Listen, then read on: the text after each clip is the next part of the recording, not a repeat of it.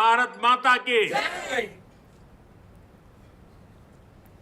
कोणतीही गोष्ट आहे तशी न स्वीकारता प्रश्न विचारणं हा अस्सल भारतीय विचार असल्याचं राज्यपाल जिष्णुदेव वर्मा यांनी म्हटलं आहे।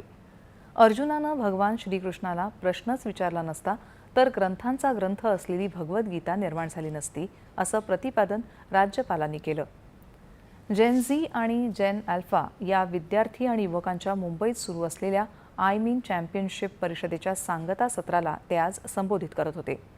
नियमांच्या चौकटीतच स्वातंत्र्याचा खरा उपभोग घेता येतो असं सांगून रागातील स्वरांची चौकट पाळली तर त्या चौकटीत वेगवेगळे गायक नवनवीन पद्धतीनं गाऊ शकतात, असं राज्यपाल म्हणाले।